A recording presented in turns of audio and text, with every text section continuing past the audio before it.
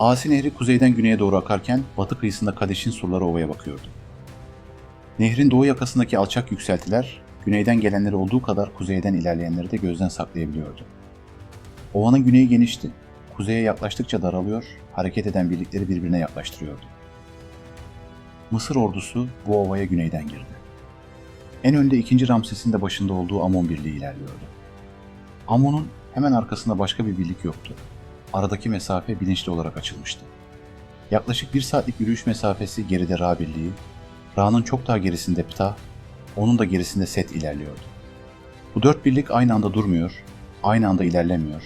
Yol uzadıkça boşluklar daha da açılıyordu. Amon birliği Asi'ye ilk ulaşan birlik oldu. Batı yakasına çıkan birlik, doğudan gelecek bir saldırı ihtimalini nehirle geride bırakmış sayıyordu. Ardından kuzeye dönüldü. Kadeş'in hemen karşısında duruldu ve kamp kuruldu.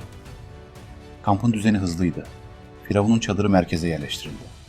Savaş arabaları kampın batı ve güneybatı kenarına alındı. Doğu tarafında nehir olduğu için bu yön güvenli kabul ediliyordu. Ve kuzey ufkunda Kadeş surları kısmen görünüyordu. Bu sırada güney hattında 2 adam yakalandı. Bunlar yürüyüş yolunun kenarında Ra birliğinin öncü unsurları tarafından ele geçirildi. Şahsu Bedevileri olduklarını söylediler. Firavun'un huzuruna getirildiler. İlk başta suskun kaldılar, sonra konuştular. Hitit ordusunun kuzeyde Halep taraflarında olduğunu, Kral Muvatalli'nin güneye inmeye cesaret edemediğini, Kadeş'in savunmasız kaldığını söylediler. Bu bilgi Amon kampında yayıldı. Firavun beklememeye karar verdi. Ra'nın gelmesini beklerken bir anda Kadeş'e yürüme ihtimali belirmişti. Oysa bu 2 adam Hitit casusuydu. Amon kampı kurulurken bu kez kuzeyden 2 kişi daha yakalandı. Sorguda hemen konuştular. Hitit ordusunun Kadeş'in kuzeydoğusunda, Asi'nin doğu yakasında toplandığını söylediler. Kral Muvatalli'nin Mısır ordusunun ilerleyişini adım adım izlediğini anlattılar. Bu haber geldiğinde Amon birliği yerindeydi. Ra birliği hala güneydeydi. Ptah ve Set çok daha gerideydi. 2. Ramses ordusunun parçalı olduğunu biliyordu ve henüz nehir geçilmemişti. Birlik yürüyüş düzenindeydi. Ön saflar ilerliyor, arka saflar geride kalıyordu. Savaş arabaları hat boyunca dağınık halde ilerliyordu. Düzenli bir savaş hattı yoktu. İşte tam bu anda Kadeş'in kuzeydoğusundan Hitit birlikleri harekete geçti. Yaklaşık 500 savaş arabası Asi'nin doğusundan batıya değil, önce güneye, ardından güneybatıya yöneldi. Amaç Amon'a gitmek değil, Ra birliğini yakalamaktı. Hitit arabaları Ra birliğine yan ve çapraz girdi. Ra birliği bu yönden saldırı beklemiyordu. Sağ kanat ilk anda çöktü. Merkez dönmeye çalıştı ama aradaki mesafe kapatılamadı. Sol kanat kopuk kaldı. Ra birliği parçalandı. Bir grup doğuya, Asi'ye doğru savruldu. Büyük grup kuzeye, Amon kampına doğru kaçmaya başladı. Hitit arabaları özellikle bu grubu takip etti. Aslında bu bir takip değil, yönlendirmeydi. Ra birliği Amon kampının içine doğru sürülüyordu. Amon kampında hareket başladı. Batıdan gelen kaçak askerler içeri doldu. Saflar karıştı.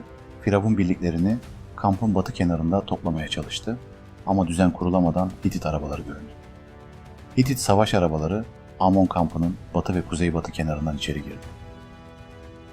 Bir kol doğrudan merkeze yöneldi. Firavun'un bulunduğu alan hedef alındı. Diğer kol güneye sarktı. Mısır savaş arabalarının bulunduğu bölgeye. Amon birliği 2'ye ayrıldı. Merkez direnmeye çalıştı. Güney kanat çöktü. Kamp içi dar alan Hitit arabalarının hızını düşürdü ama baskı devam etti. Sonra ilerlemeye başladı. Çadırlar devrilmişti. Erzak yığınları yolu kapatıyordu. Bazı Hitit askerleri arabalarından inmişti. Ganimet topluyorlardı. Bu da ilerlemeyi daha da yavaşlattı. Firavun bu anı gördü. Amon birliğinden kalan savaş arabalarını topladı. Kampın batısından dışarı doğru kama düzeninde ilerledi. Hititleri açık ovaya çekti. Açık alanda Mısır arabaları yanlara açıldı. Okçular arkadan ateşe başladı. Hitit hattı bozuldu. Geri çekilme başladı. Yön güneydi. Ama bu sırada Asi'nin doğusunda bekleyen Muvatalli harekete geçti. Firavun'un kampı terk ettiğini gördü. Amon kampı savunmasızdı. Ptah ve Set hala uzaktaydı. Ana Hitit savaş arabası gücü nehre yöneldi. Asi geçildi. Hitit arabaları bu kez doğudan kampın içine girdi. Yorgun Mısır piyadeleri geri çekildi. Kamp 2. kez çökmeye başladı. Tam bu anda kuzeybatıdan yeni birlikler göründü. Nearin birlikleri. Düzenli şekilde ilerliyorlardı. Savaş arabaları kanatları açıldı. Piyadeler merkezde ilerledi. Hitit arabalarının yan hattına yaklaştılar. Bu hareket Hititlerin geri çekilme hattını tehdit etti. Muvattali ilerlemeyi riskli gördü ve geri çekilme emri verdi. Hititler doğuya, Asya'ya yöneldi. Geri çekilme düzenli değildi. Bazı arabalar bırakıldı. Bazıları nehirde devrildi. Gün batarken Pitah ve Set birlikleri güneyden yaklaşıyordu. Ama artık taraflar geri çekilmiş, savaş bitmişti. Kadeş hala yerindeydi. Nehir kanla bulanmıştı. Toprak, kırılmış mızraklar ve devrilmiş arabalarla doluydu. İki ordu da mutlak bir zafer olmadan geri çekildi. Günün sonunda iki tarafta ağır kayıplar verdi. Belirleyici olan tarafların hedeflerinin ne ölçüde gerçekleştiğidir. Mısır'ın taktik hedefi, yani Kadeş'i hızla alıp kalıcı tutulma sağlamak gerçekleşmedi. Hititlerin Mısır ilerleyişini durdurmak ve Kadeş'i elde tutma hedefi büyük ölçüde gerçekleşti. Bu yüzden muharebe taktik düzeyde iki tarafın da yıprandığı ve net imha olmadığı bir tablo sunsa da stratejik düzeyde Hititlerin Kadeş'i bırakmaması ve Mısır'ın geri çekilmesi sahadaki kazancı Hititler lehine çevirdi.